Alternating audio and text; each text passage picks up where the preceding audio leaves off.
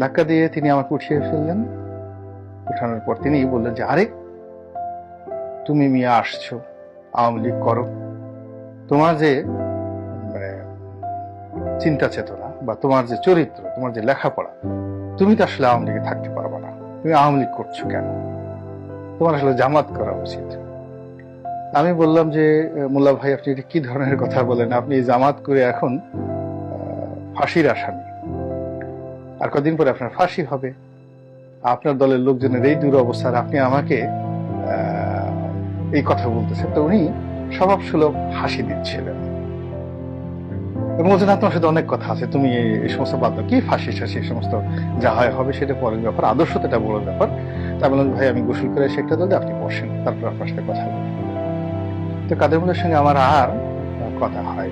এর কারণ হলো, আমি গোসল করে আসলাম, এরপরে আমাদের নামাজ হলো, আমাদের যখন খাবারের আয়োজন হবে, উনি আমাদের সঙ্গে খাবারে বসবেন, ঠিক এই সময়টিতে জেলের যারা কর্তা ব্যক্তি, জেলার ছিল সুভাষ, আর ওখানে যিনি জেল সুপার তিনি ছিলেন জাহাঙ্গীর, তিনি আবার আমাদের সাথে দেখা করতে আসবেন। এই জন্য কাদের মোল্লাকে সেখান থেকে সরে যেতে বলা হলো এবং তিনি মুখ খাবার না খেয়েই মুখ কালো করে সেখান থেকে চলে গেলেন।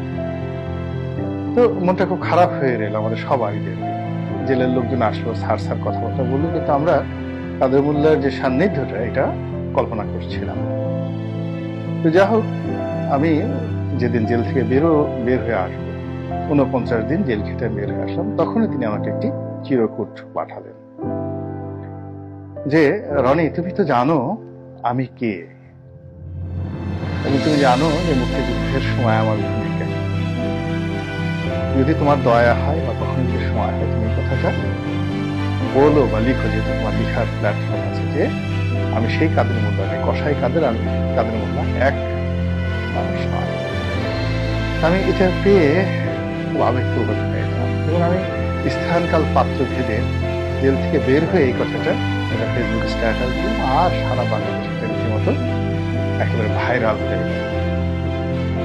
তারপরে কাদের মোল্লাকে নিয়ে যে সকল কথাবার্তা শুনেছিলাম মীর কাসেম সাহেবের নিকট, গিয়াসউদ্দিন আল মামুনের নিকট, সে সকল স্মৃতি, তার ভালো খাবার, তার চরিত্র, তার চমৎকার গান গাওয়ার অভ্যাস, চমৎকার গলায় তিনি রবীন্দ্রসঙ্গীত গাইতেন, তো এই বিষয়গুলো নিয়ে আমি লিখেছিলাম। কিন্তু যেখানে আমার সবচেয়ে কষ্ট লাগে আজকে, সেটি হলো তিনি বলছিলেন যে শেখ হাসিনার সঙ্গে তার খুব ভালো সম্পর্ক, এবং তিনি শেষ পর্যন্ত বিশ্বাস করেছিলেন একেবারে শেষ দিন পর্যন্ত যে শেখ হাসিনা তাকে ফাঁসিতে লটকাবে না।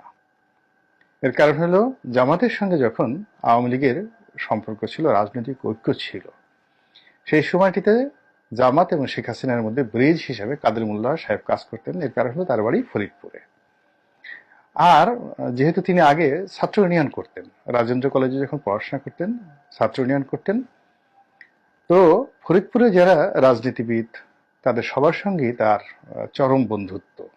এরপরে যখন তিনি সাংবাদিক হিসেবে চাকুরি করেছেন এবং বঙ্গবন্ধুর জামানাতে যখন তিনি ঠিক ওই রাইফেলস পাবলিক স্কুল অ্যান্ড কলেজে তিনি প্রিন্সিপাল ছিলেন, ভারপ্রাপ্ত প্রিন্সিপাল ছিলেন। স্বাধীনতার পরপর তিনি উদয়ন স্কুল, যেটা বিশ্ববিদ্যালয়ের মধ্যে, সেখানে শিক্ষকতা করেছেন এবং সাদেকা হালিম তার সরাসরি শিক্ষিকা ছিলেন। এই জগন্নাথ ইউনিভার্সিটির যখন ভাইস চ্যান্সেলর, সাদেকা হালিমের সরাসরি শিক্ষক ছিলেন। তো সাদেকা হালিম আমাকে একদিন বলতেছিল, আমরা রুমা আপা বলি, তো আমি বললাম যে আপা তুমি জানো, বলে যে রনি তুমি কি বলো, উনি তো আমারও টিচার ছিলেন, তো উনি কি সেই কাদের মোল্লা? মানে সে নিজে অবাক হয়ে গেল, আমরা তো এটা মানে আমি মিলাতে পারছি না, সে তো আমারও টিচার ছিল। আমি বললাম যে আপু তোমরা তো না জেনেই অনেক কিছু করো। সাদেক হালিম সরকারের একেবারে ঘনিষ্ঠ একজন নেত্রী, তিনি বিশ্ববিদ্যালয়ের শিক্ষক। তো ঢাকা ক্লাবের একটা অনুষ্ঠানে আমাদের মধ্যে সেই ভাব বিনিময় হলো। তো আমি চিন্তা করি যে এই যে কাদের মোল্লা শেখ হাসিনার সম্পর্কে একটা উচ্চ ধারণা পোষণ করতেন, তাকে মমতাময়ী মনে করতেন, তার সঙ্গে তার যে ব্যক্তিগত সম্পর্কটাকে তিনি স্মৃতিচারণ করতেন এবং তিনি মনে করতেন যে তাকে ফাঁসিতে লটকানো হবে না এবং শেখ হাসিনার সাথে যে সম্পর্ক, কোনো অবস্থাতেই শেখ হাসিনা তার প্রতি নিষ্ঠুর হবেন না। একই অবস্থা কিন্তু সালাউদ্দিন কাদের চৌধুরীরও ঠিক সেই বিশ্বাসটা ছিল এবং তিনি আমাকে বলেছেন, সালাউদ্দিন কাদের চৌধুরী একান্ত সাক্ষাৎকারে, অনেক আগে, সেই উনি তখন বিএনপিতে যোগদান করেনি, শেখ হাসিনার সাথে তার যে ব্যক্তিগত সম্পর্ক। তো এই বিষয়গুলো নিয়ে আরো বলবো, সুন্দর করে আরো পরবর্তীতে বলবো। তো কাদের মোল্লা যখন ফাঁসিতে লটকানো হয়ে গেল বা তার ফাঁসির রায় হয়ে গেল, তখন আমার বিশ্বাস যে তার বিশ্বাস যেটা তিনি শেখ হাসিনাকে নিয়ে রেখেছিলেন সেটি কেঁপে উঠেছিল। তিনি খুব শক্ত মনের মানুষ, বুক ডাউন দিতেন এবং তার গায়ে অনেক শক্তি ছিল, কুস্তি লড়তেন। কিন্তু তিনি শেখ হাসিনার সাথে তার ব্যক্তিগত সম্পর্কের কথা স্মরণ করে কিছুটা হলে বিমর্ষ হয়েছিলেন। তিনি হয়তো কেঁদেছিলেন, তিনি হয়তো অভিশাপ দিয়েছিলেন।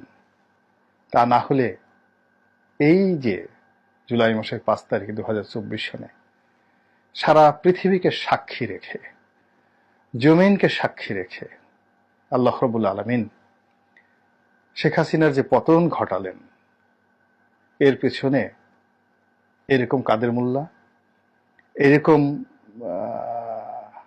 দেলোয়ার হোসেন সাঈদী সহ কত মানুষের অভিশাপ, কত মানুষের আর্তনাদ, কত মানুষের অশ্রু, কত মানুষের দীর্ঘশ্বাস আকাশে বাতাসে আবর্তিত হয়েছে এবং তার চারিদিকে কিভাবে ঘূর্ণিপাক তৈরি করেছে।